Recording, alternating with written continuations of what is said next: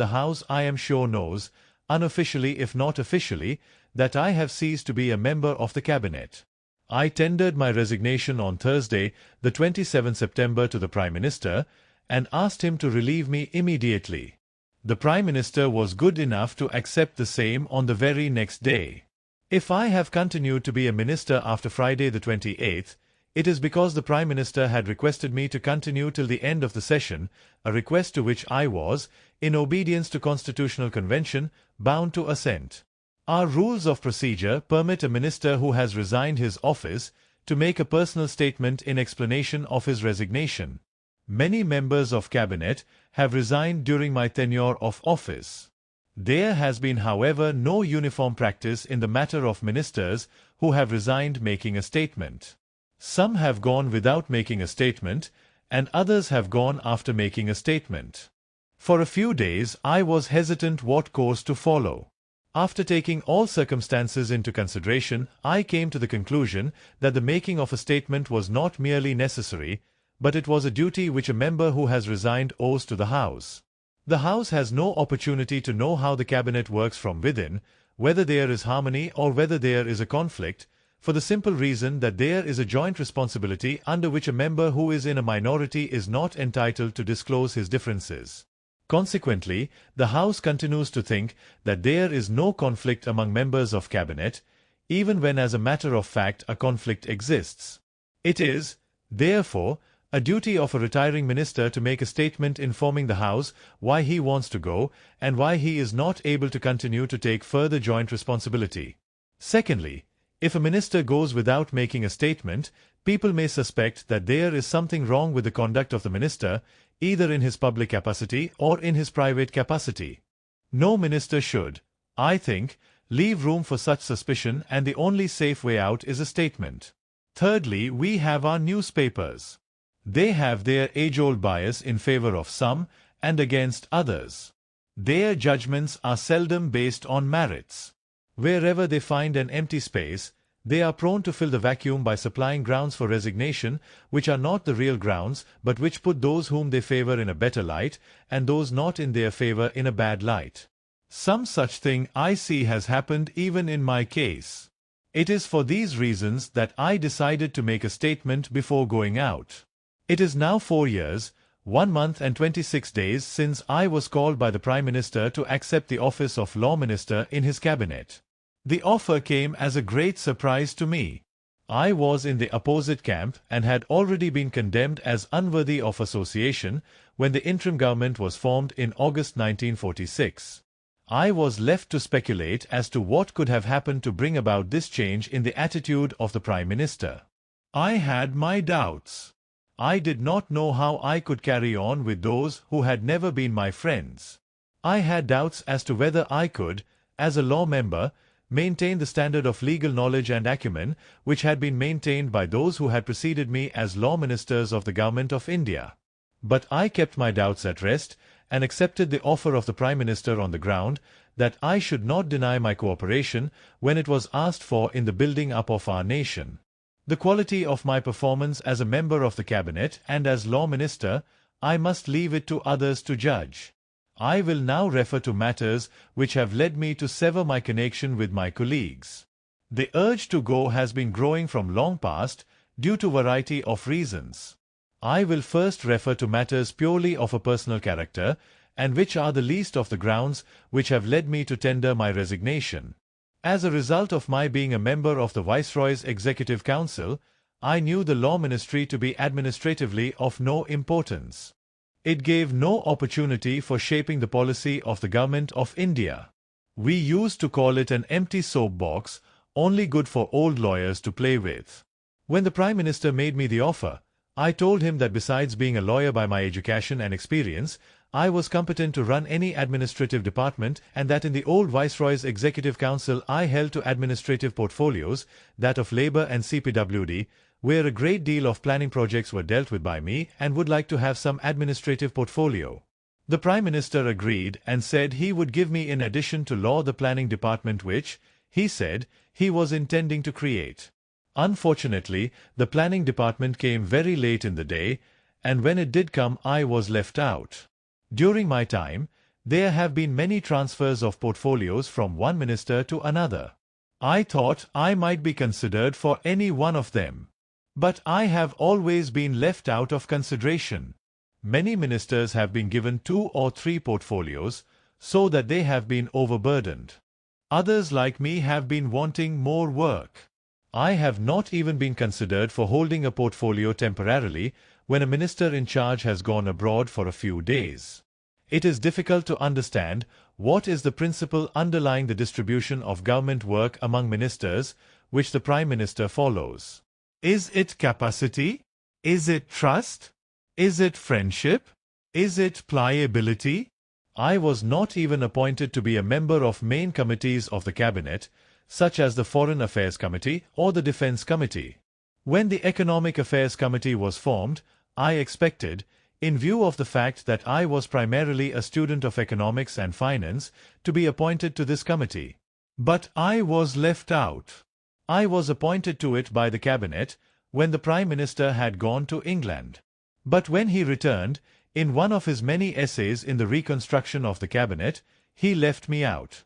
In a subsequent reconstruction my name was added to the committee, but that was as a result of my protest.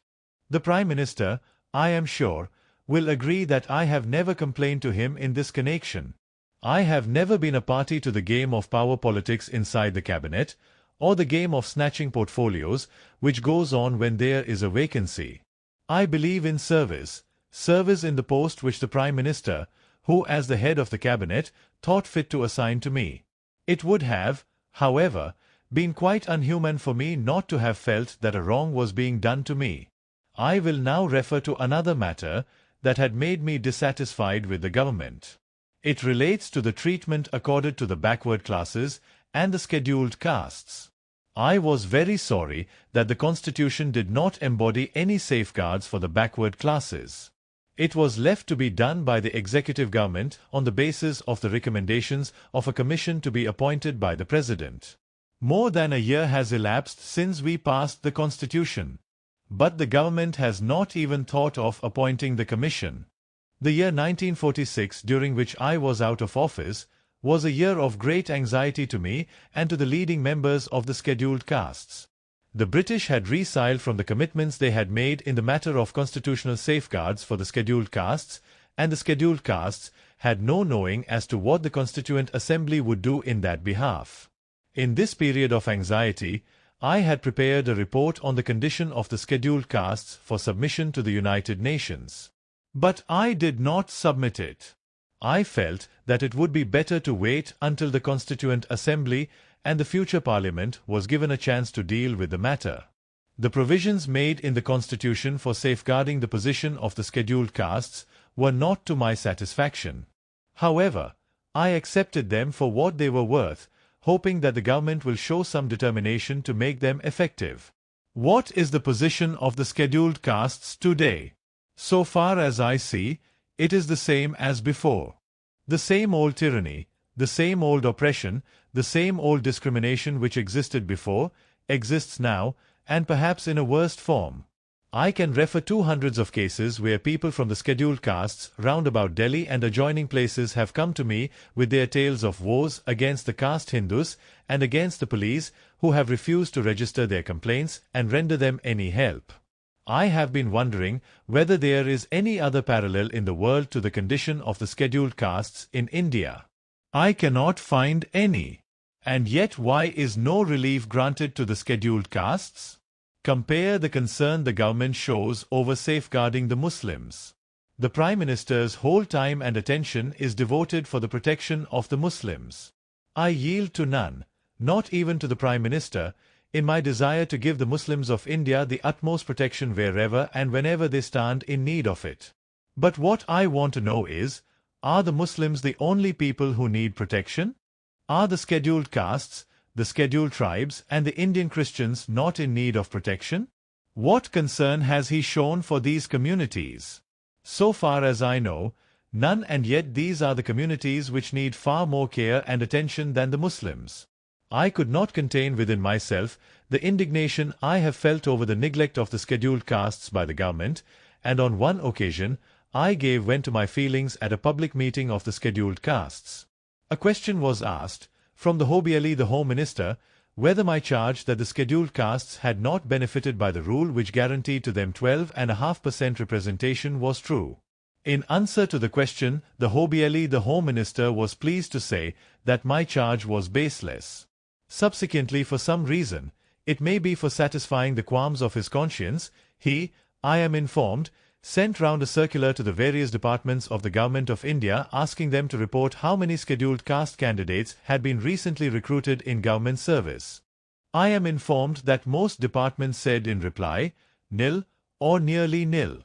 If my information is correct, I need make no commentary on the answer given by the Hobieli, the Home Minister. From my early childhood, I have dedicated myself to the upliftment of the scheduled castes among whom I was born. It is not that there were no temptations in my way. If I had considered my own interests, I could have been anything I wanted to be, and if I had joined the Congress, I would have reached to the highest place in that organization. But as I said, I had dedicated myself to the upliftment of the scheduled castes, and I have followed the adage which says that it is better to be narrow-minded if you wish to be enthusiastic about a cause which you wish to accomplish. You can therefore well imagine what pain it has caused me to see that the cause of the scheduled castes has been relegated to the limbo of nothing. The third matter which has given me cause, not merely for dissatisfaction but for actual anxiety and even worry, is the foreign policy of the country. Anyone who has followed the course of our foreign policy and along with it the attitude of other countries towards India could not fail to realize the sudden change that has taken place in their attitude towards us. On 15th of August 1947, when we began our life as an independent country, there was no country which wished us ill. Every country in the world was our friend. Today, after 4 years, all our friends have deserted us.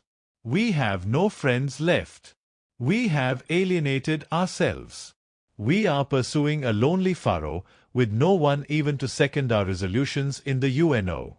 When I think of our foreign policy, I am reminded of what Bismarck and Bernard Shaw have said.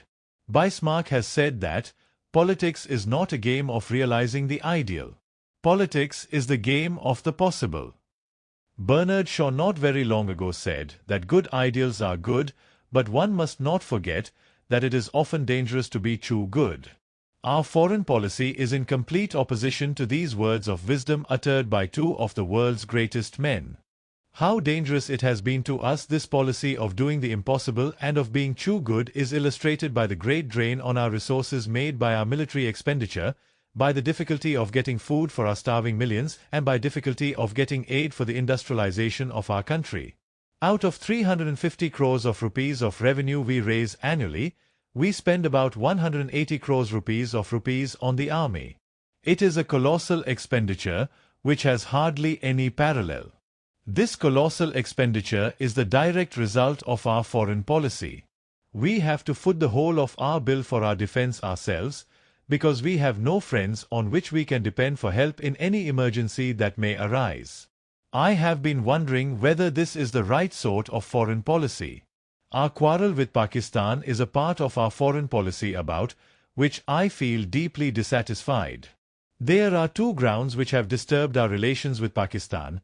One is Kashmir and the other is the condition of our people in East Bengal. I felt that we should be more deeply concerned with East Bengal, where the condition of our people seems from all the newspapers intolerable, than with Kashmir. Notwithstanding this, we have been staking our all on the Kashmir issue. Even then, I feel that we have been fighting on an unreal issue. The issue on which we are fighting most of the time is who is in the right and who is in the wrong. The real issue to my mind is not who is in the right, but what is right. Taking that to be the main question, my view has always been that the right solution is to partition Kashmir. Give the Hindu and Buddhist part to India and the Muslim part to Pakistan, as we did in the case of India. We are really not concerned with the Muslim part of Kashmir. It is a matter between the Muslims of Kashmir and Pakistan. They may decide the issue as they like. Or if you like, divide it into three parts, the ceasefire zone, the valley and the Jammu-Ladakh region, and have a plebiscite only in the valley. What I am afraid of is that in the proposed plebiscite, which is to be an overall plebiscite, the Hindus and Buddhists of Kashmir are likely to be dragged into Pakistan against their wishes, and we may have to face the same problems as we are facing today in East Bengal. I will now refer to the fourth matter, which has a good deal to do with my resignation. The Cabinet has become a merely recording and registration office of decisions already arrived at by committees. As I have said, the Cabinet now works by committees.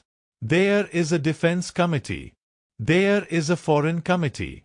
All important matters relating to foreign affairs are dealt with by it. All matters relating to defence are disposed of by the Defence Committee. The same members of the Cabinet are appointed by them. I am not a member of either of these committees. They work behind an iron curtain.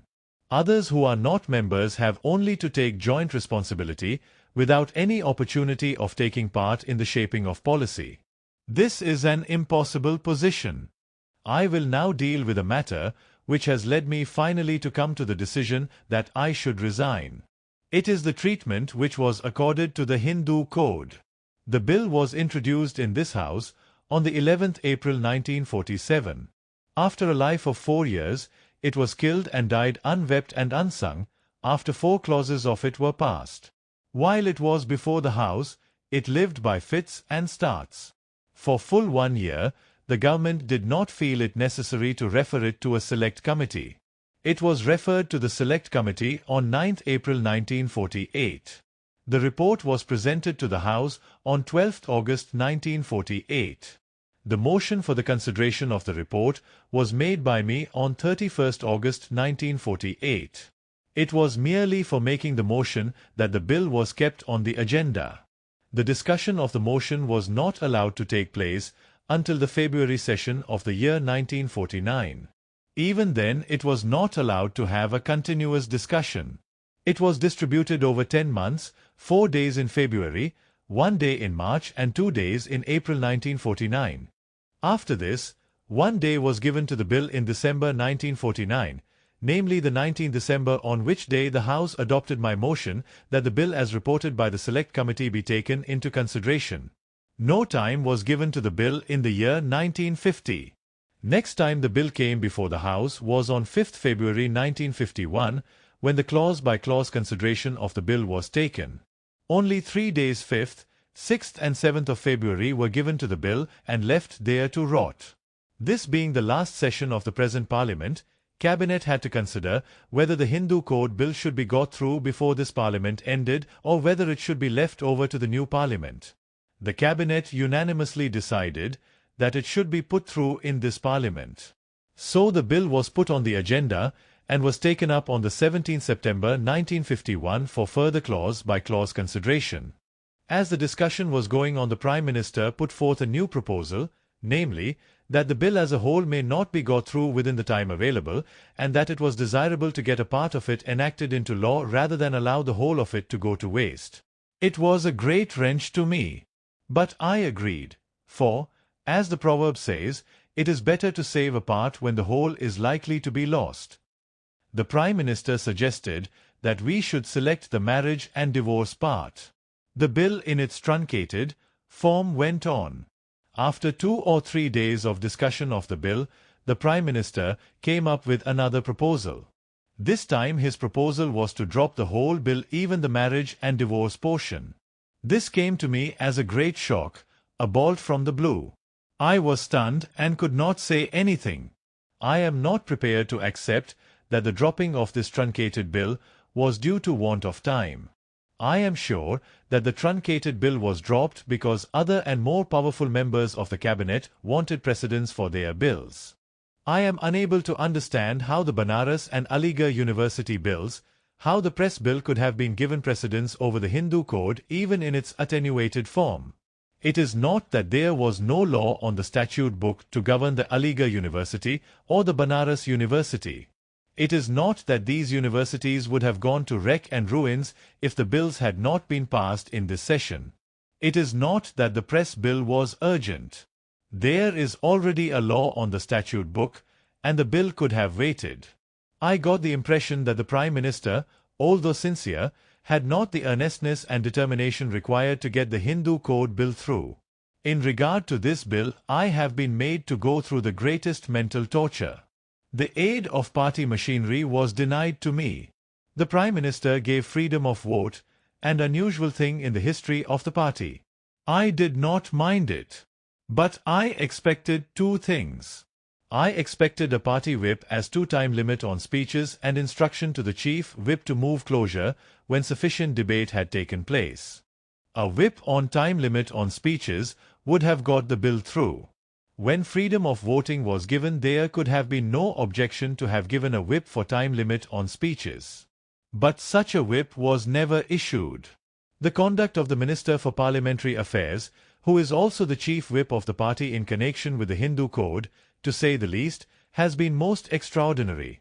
He has been the deadliest opponent of the code, and has never been present to aid me by moving a closure motion. For days and hours filibustering has gone on a single clause. But the chief whip, whose duty it is to economize government time and push on government business, has been systematically absent when the Hindu Code has been under consideration in the House. I have never seen a case of a chief whip so disloyal to the Prime Minister, and a Prime Minister so loyal to a disloyal whip. Notwithstanding this unconstitutional behavior, the chief whip is really a darling of the Prime Minister.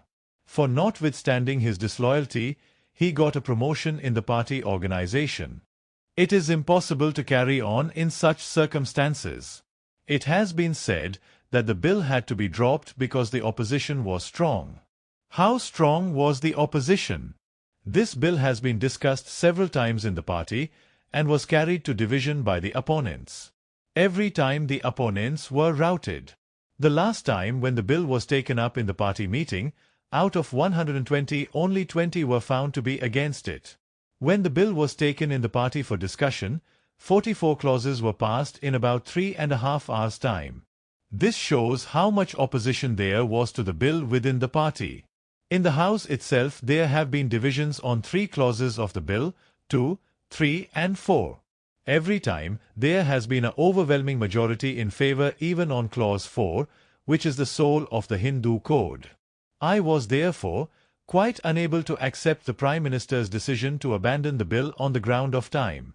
I have been obliged to give this elaborate explanation for my resignation because some people have suggested that I am going because of my illness.